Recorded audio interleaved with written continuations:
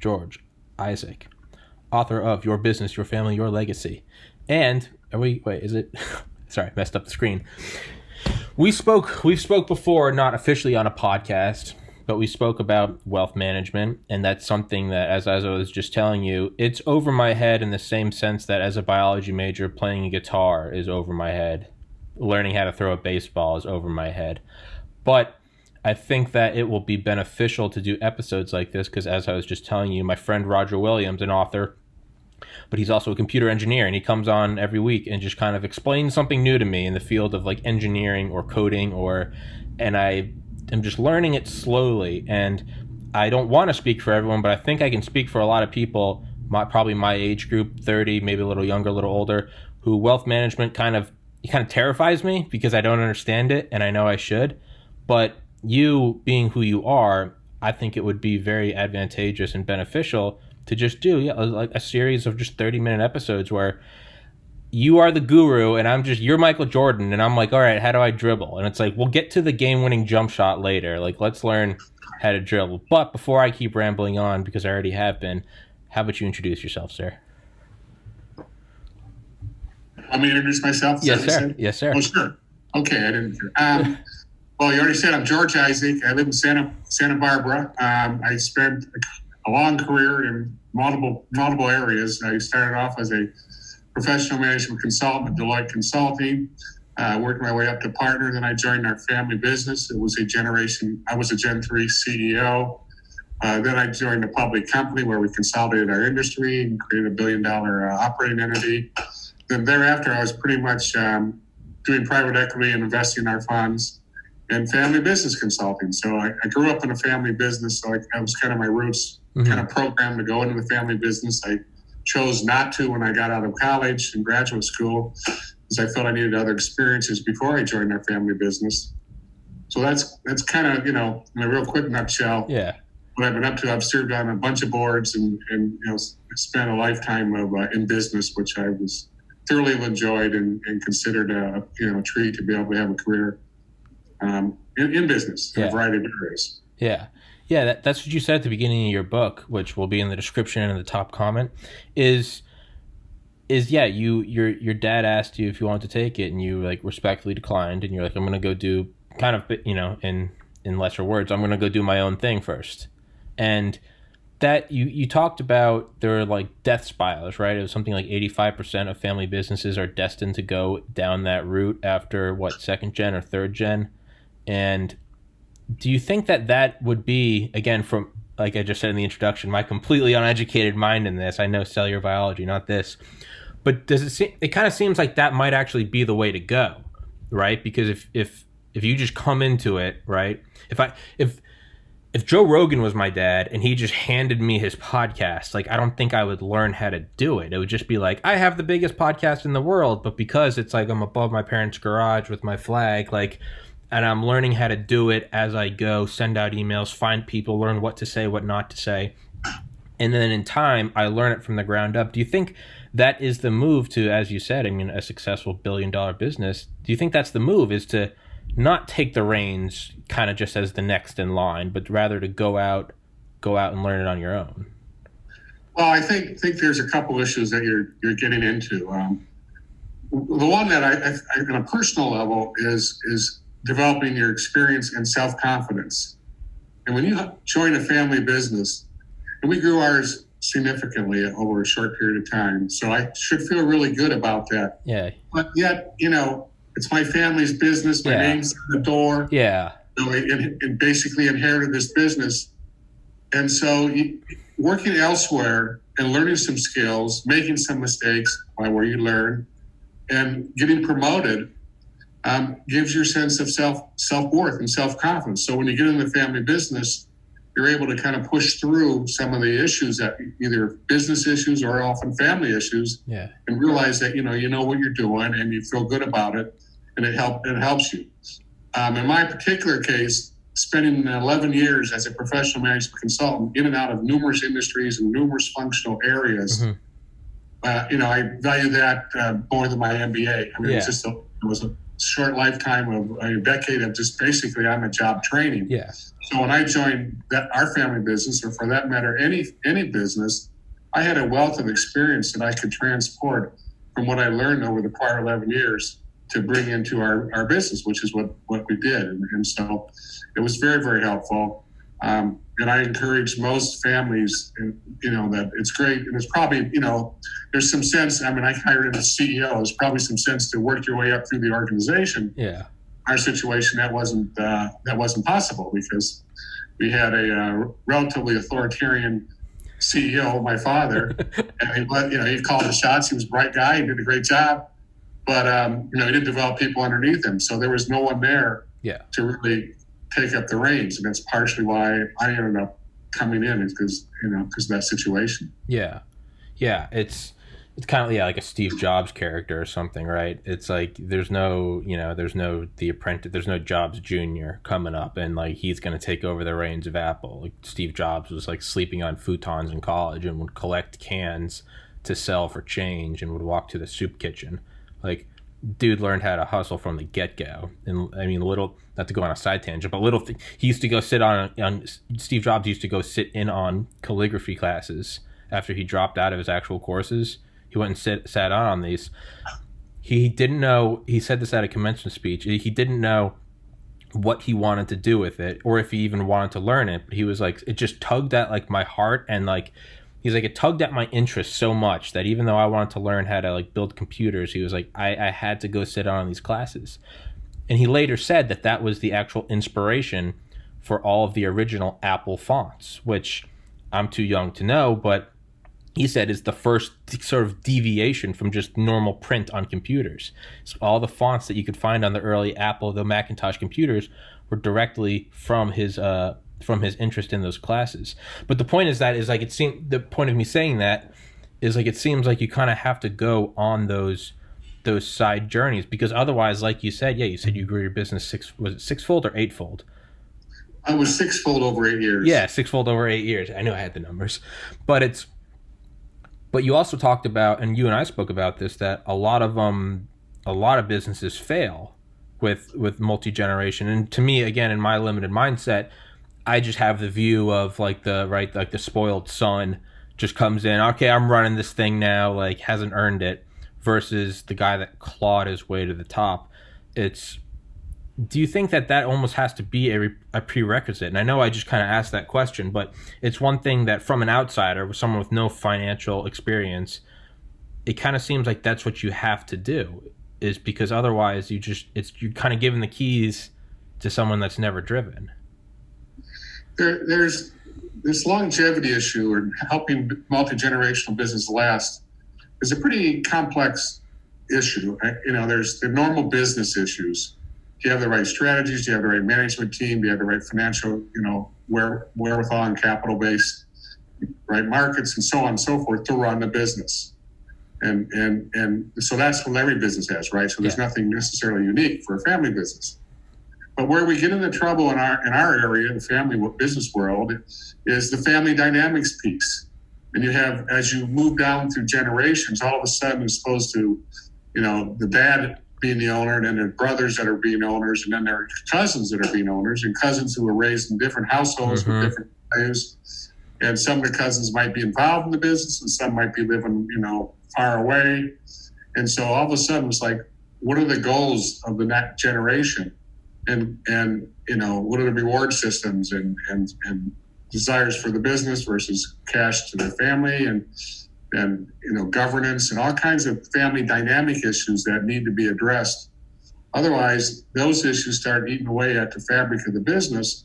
We start having family problems, which can quickly become business problems. Yeah.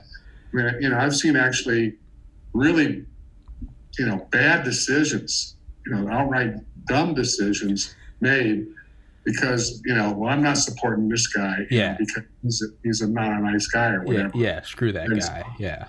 And so you end up where problematic family dynamics can really cause a problem. Or it could be something just as simple as some of the family members who are not involved don't want to own any liquid ownership in the business. They want cash and they want to get on with their lives. So how do you deal with those issues? So there's there's all kinds of issues associated with ownership alignment and being certain that the owners are on the same page. And as that moves down through generations, that gets more difficult because some are less connected to the business, some live far away. They look at the business as a piggy bank, and the management team that's there is kind of in between them and the cash. And so the management team may want to have capital stay in the company to grow, and the others are saying, well, where's our dividend? And so you get these kinds of situations. So that's part of the challenge. Yeah. And that's why succession planning is so important. Yeah. When you transfer from one generation to the next. Yeah, that's what I kind of family problems becoming business problems, because now all of a sudden, instead of making the calculated tactical maneuver that you need to, instead it's like, that asshole got really drunk at New Year's last year. He drank too many martinis and called my wife fat. Like, I'm not calling him. I'm not going to help out his department, right?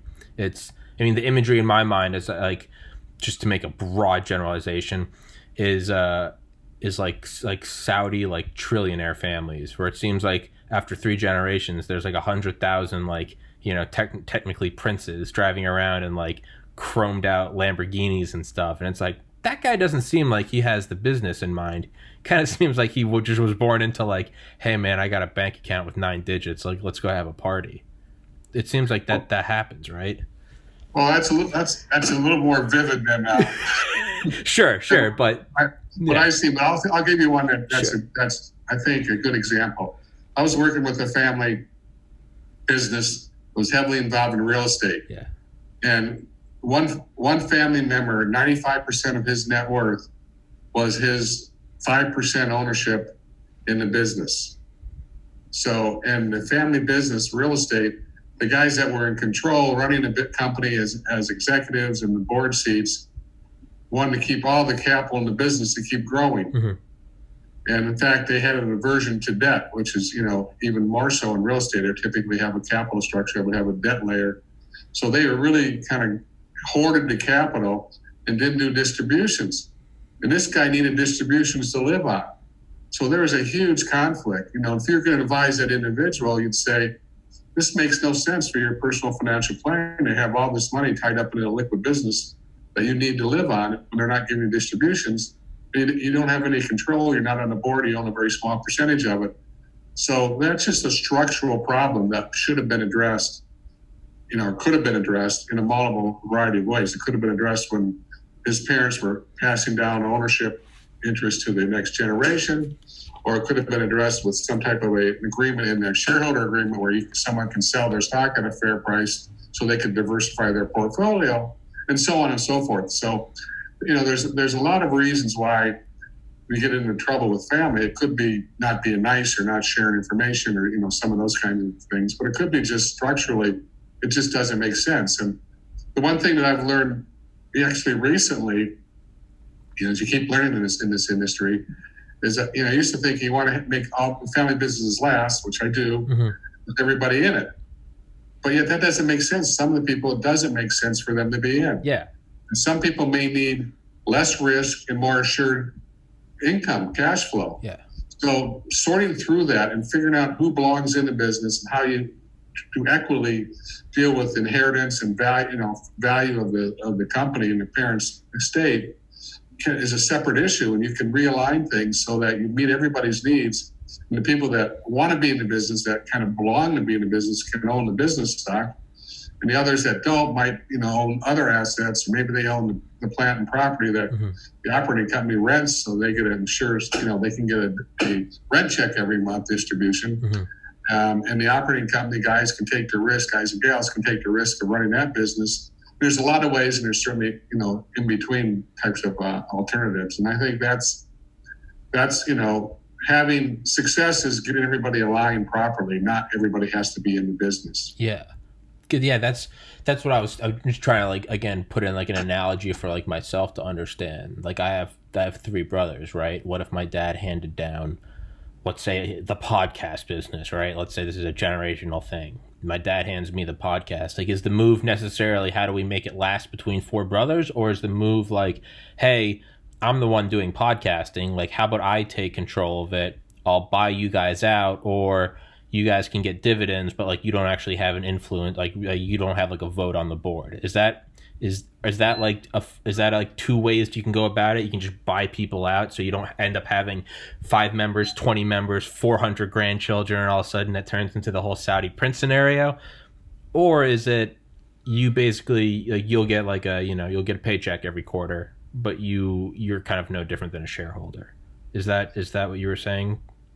There are multiple ways to kind of address it. What we did in our family was we sat down. There were 8 of us in my Gen 3, and before I left my partnership at Deloitte, which was an achievement and a career for me, and something I really love doing.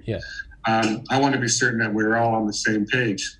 So we sat down and figured out, what do we want to do with this business? And kind of the first question is, do we want to keep it? Yeah, of course, our parents want us to keep it, and they've given it to us. They've worked hard and dedicated their lives, so they could have something for their kids. But it really comes down to what does our generation want to do at the end of the day. Yeah. And so we kind of work through. We want to keep it. Then the next question is, who should own it? We got 8 people. 4 of them are going to be working in the business. The 5th one could be active in another way in the business. The other 3 have no business interest and no interest in being in the business. So in our situation, we talked it through as 8 of us with nobody else in the room. And we decided that 5 of us would own the business as equal partners. And we figured out a way to equalize 20% each. And the other 3 we would buy out at fair market value through an appraisal, very above board, no discounts for minority shares or illiquidity. Sure. And so they got cash for their value and basically got their inheritance at that point in time turned into cash, so they could diversify and invest their funds in a way that they were comfortable with, not being illiquid family business owners, because we wanted to keep all our cash in the business to grow it. But to avoid that conflict, we were able to do that. And also, it had some other ramifications because, as CEO, I was a little concerned about we're going to take some risk and try to go for it. And, obviously it worked out pretty well, but it may not have worked out well. Yeah. I didn't want to be the guy that blows my cousins who had nothing to do with the business inheritance. So there's a lot of dynamics, and it's really kind of sorting through what are the needs of the individuals and how do you scratch them? How do you meet those needs? Not only day one, but what people will learn is over time needs change, right? So when we were all young and charging to build the business, there came a point in time when some of my older cousins said, when are we going to start having some distributions? Yeah.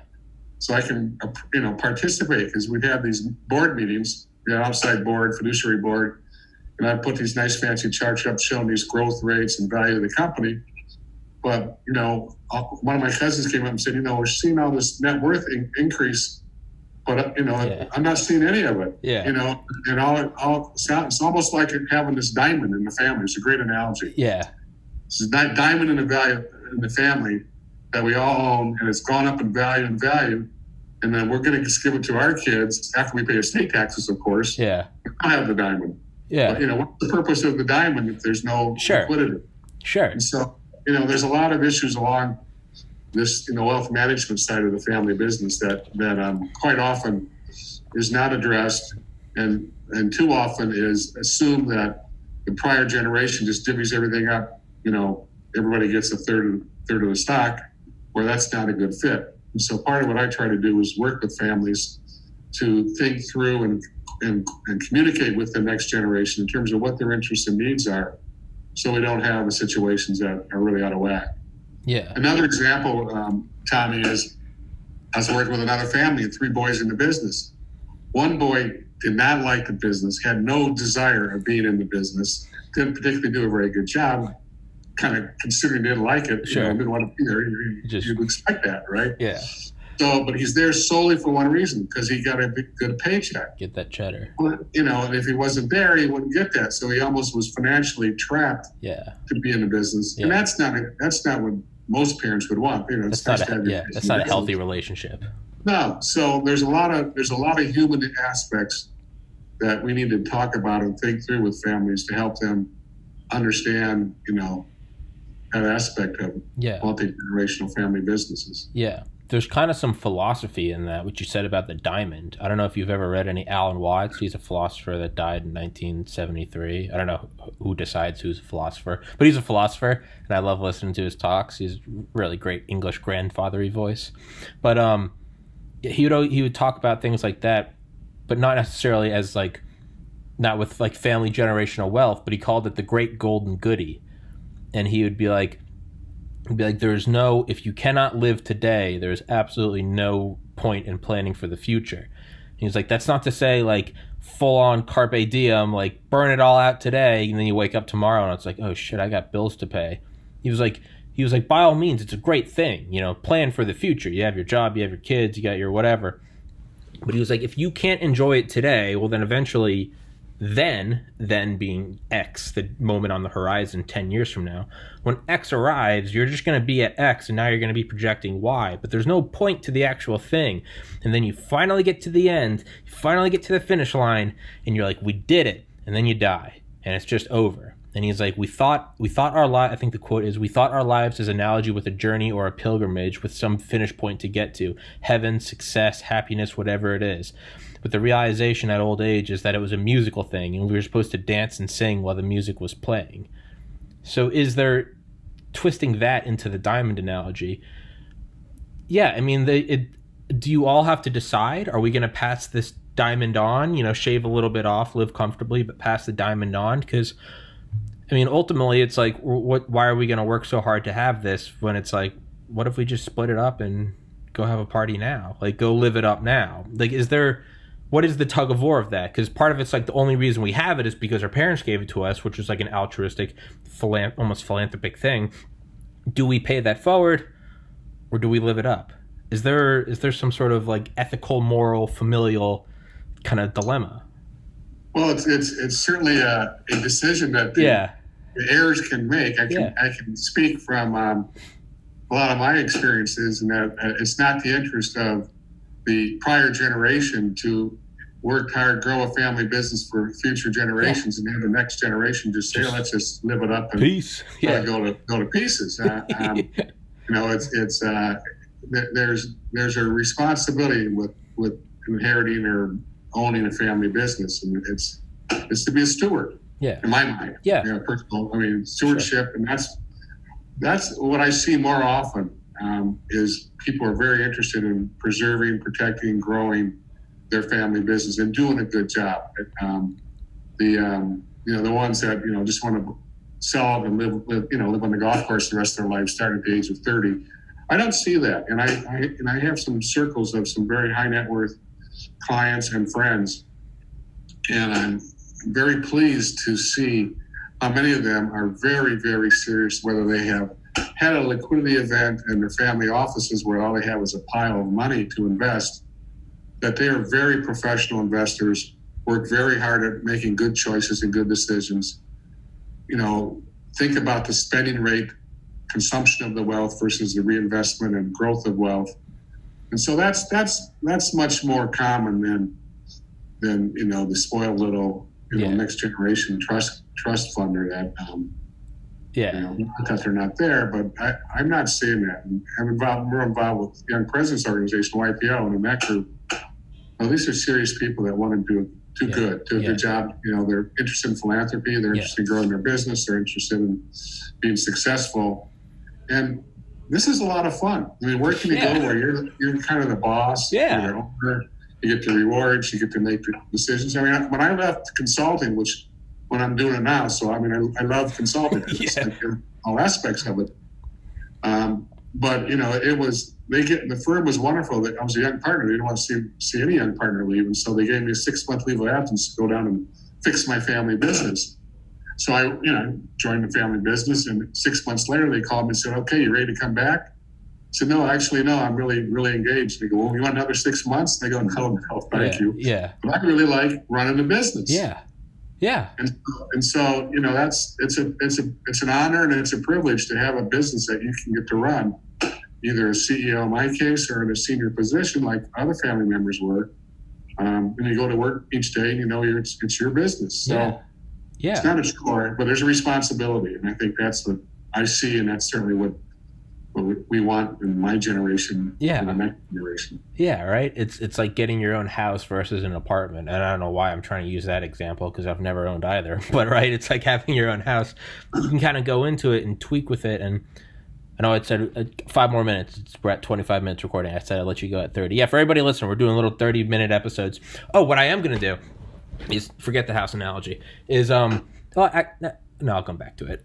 Is I was gonna say I could it would be interesting is, because I have on people that are well versed in things that I know nothing about, like aerospace engineers, Delta Force, people, sci-fi authors, things that I don't understand at all.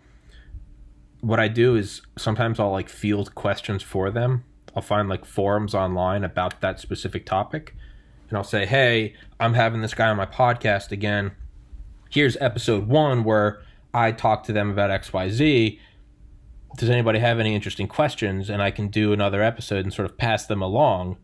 And that's how people get engaged. It's like, "Oh yeah, I love that author. Could you ask him this?" Or, a lot with like the Delta Force guys is a lot of like young guys, like, 21, jacked up, and they're like, "I want to be a spec ops operator." So they have their questions.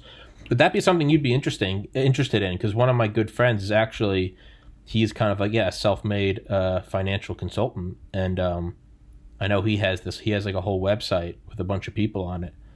I think he could provide some really cool questions. Is that something you'd be interested in?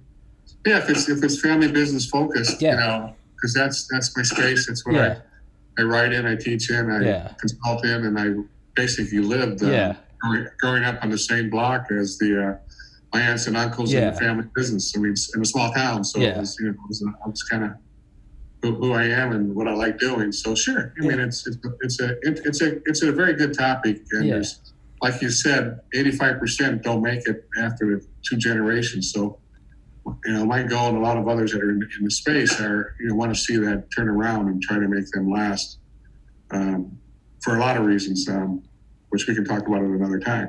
Have you ever had any, and obviously saying this is a joke for anyone listening, have you ever had anyone in like the mafia contact you about family business?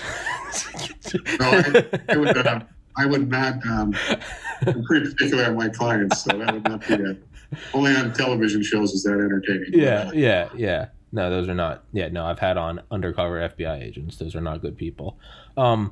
So I guess in the final minutes, just kind of some questions to toy with. Is we see something with like the hyper elite. I mean, truly the top like 400 families, right? Your Bezos, your Gates, your Jobs, your whoever, Walton.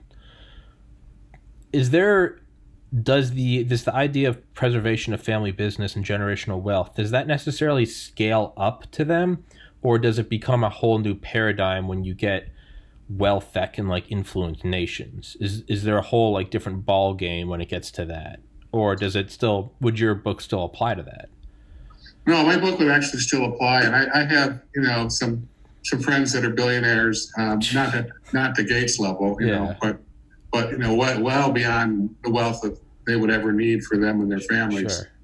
And they're very interested in perpetuating, being a steward basically of their family's wealth. And they're very interested in philanthropy. So, I mean, it's the image of self-indulgence and, I don't think that's accurate. I'm not seeing a lot of that, really. I mean, some might have an airplane, but it's it's not, that you don't even know it most of the time. They don't talk about their jet, It's really how they can make the world a better place. And so the bad rap of, capitalism, these days, and, well, they're doing, it's not as bad as you would think from the media, at least in my circles. I'm with you 100%. I think that's all. My friend Ivan Georgia is 6'4". He looks like Arnold Schwarzenegger. He was Mr. Bulgaria. He's a weightlifter. He moved to Las Vegas. He's a gold medalist weightlifter. Got all these whey protein sponsors. Just living the life. I met him in 2011 working at a bar here in Ocean City when he was still getting his green card, and we stayed friends. And over the years, just kind of seeing him grow, literally and physically, as he became a gold medalist. I remember I was like, oh man, that guy's fit, but I was like, he just, this guy just does steroids. He just whatever. And then when he moved to the U.S., he actually came and lived with me specifically for like a month when I was still in college in Athens, Georgia. And I got to live with him. And it's the point of me saying this is it kind of makes me think of the image of, the billionaire. They're just, jet setters. They're just a bunch of spoiled kids. And then what you're saying is like, no, these are a bunch of hardworking people. When I lived with Ivan, I was like, he got up earlier than me. You get up, we're going to the gym. I was like, I don't want to go. He's like, I don't want to go either, but we're going. We go to the gym. I'd do a half hour. I'd be like, all right, man, I'm burned out. I'd be like, we're just getting started. And then he pushed me like 2 hours a day. I mean, to the point where I would be nauseous every day for like 30 days. Then he moved out. But my mindset has completely changed because I was like, there's someone where all I ever saw was like the curated photo on Instagram. Like, oh, bodybuilder. Versus when I lived with him, I was like, this guy never stops. He just grinds 24/7. I feel like that's kind of what you're conveying, right? Is like, trust fund kids. They have a penthouse in Manhattan. They don't know what work ethic is. Versus you're saying like, no, young presidents organizations or these people, you're like, these guys aren't flaunting it. If you're flaunting it, you probably actually don't have that much. The people that flaunt it aren't the ones with the mountains of cash, right? It kind of I don't want to say that there's not people like. Oh well, there are. Yeah, sure, there are. But just the people in my world that are very ultra high net worth individuals and families. I don't see that. Yeah. And I was pleased. As through my experiences, to see how serious they were and how responsible they were. Yeah. And that's not to say they don't have 2 or 3 homes or something like that, but it's not the central focus. The focus is how they can make a difference. Yeah. Stewards, be a good steward, and then also help others. And I think that's important, and it keeps you grounded. I mean, it's pretty easy to potentially get ungrounded when you have some of these benefits. Yeah, just kind of float away, become a little. They're most concerned about raising their next generation, so they're not spoiled. So they're not the same. Yeah. And we spend a lot of time talking about, when you tell the next generation about your wealth and their, what they're going to inherit, and how do we not mess them up? Yeah, do like you can't have a felony. You got to have a 3.9 GPA. Like give them a little kick in the tail. Some it's a concern that. Yeah, absolutely. Generation up. We want to motivate and driven to have somewhat of a responsible, purposeful life. Yeah. It could be a football coach in high school. It doesn't have to be running the family business. Sure. But it's not sitting around, drinking and water skiing or snow skiing every day. Yeah, right. Because otherwise, you get what you're seeing now: a bunch of self-proclaimed Maoists and Marxists burning down cities, and they don't appreciate America, right? That's how I look at it. But so we don't dive off into politics. I guess we'll cut this one off at 32 minutes. I kept you for 2 minutes longer, but I will send you an email. Let's definitely set up another one. We can do sometime in January or something. I can get some Q&As from some people interested in family business, and you're the master, so we can get questions answered from the best. How's that sound? Mr. Isaac? I lost the connection. Okay. I don't know if am I back? I don't think he can see or hear me. All right. Well, Mr. George Isaac, his book is available on Amazon. I will link it in the description of the top comment. I don't think he can. Yeah, we just lost him. Mr. George Isaac. I don't know what happened, but thanks for listening, everybody. Tune in and post your questions, and we can definitely do another episode in January. And he's not here, so I will send him the link to everybody else. There, is he back? Nope. All right. Well, I think it's over, so I'm going to send him an email.